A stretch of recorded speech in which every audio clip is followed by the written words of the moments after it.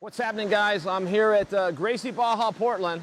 I want to show this off because we actually just moved gyms. This is a brand new facility.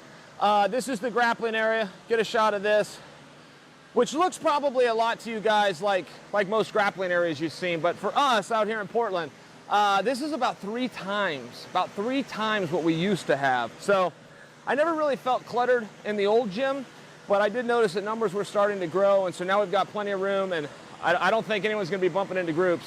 We added a cage, and cages are kind of important. I haven't trained a lot in cages just because I haven't had access to one, but I've been at a lot of gyms where they'll just put the cage back, just that mesh fence somewhere.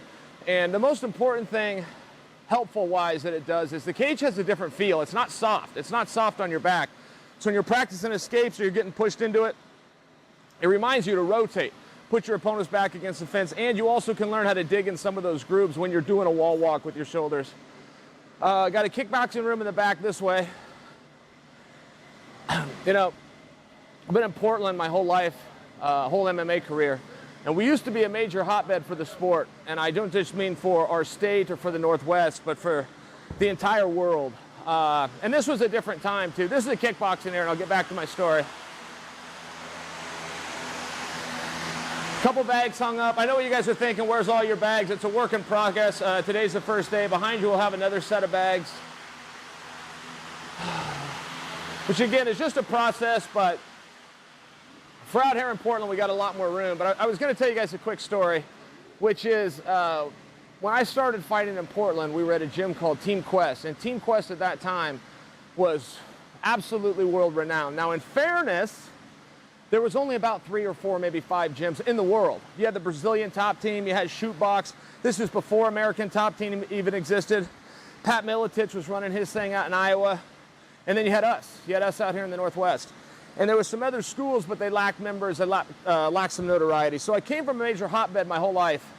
And Portland's starting to get back to that. We're starting to have fighters traveling in. We're starting to have fighters relocate, set up their camps here. And that's always a really fun thing. You know, Vegas has been a major mecca. Randy Couture's gym in Vegas, by example, but anybody that's in town, that's kind of the place to go and train. And we're just kind of recreating that out here in Portland. Thought you guys would appreciate it. I'll tell you, in the school of, or along the thought of gym drama, you guys seeing what's going on with Cowboy Cerrone? So, Cowboy's like the longest standing member of Jackson Wink. He and Carlos Condit might as well have been the first two guys that I can think of that ever went there. Made it all the way up, both of them, to the highest of levels, championships and championship fights in multiple organizations, and other guys came along the way. And now Cowboy's at a point where he's left the gym. Mike Perry joined the gym, and now they got matched up against one another, right? You see the matchmaking there. Matchmakers love good fights, but they also love drama. They love storylines, and sure enough, they have one. So Cowboy took the bait, has turned on the team, and he's kind of come out and said why. And his reasons weren't bad at all. He goes, hey, I love the team. I believe in it. I helped to start it. I've been there my whole life. I'm loyal to it. But now the team isn't as tight as it used to be. We're allowing all sorts of other people to come in, and to the point that we're even training guys that our own members have to fight. And we've heard that happen before, right? We have heard that. Rashad with the John Jones comes to mind, but we do hear of those storylines. It's just really tough to know who's at fault there. And I don't want to offer you an opinion, because when you're a coach, I can tell you one thing about coaching, it's a very selfless job. And if you open up a facility, you open it to all comers. And in fact, more of your comers are going to be in the all-comers group than they are in the elite group. So you're going to have kids off the street, you're going to have kids that know where to go, have nowhere else to go.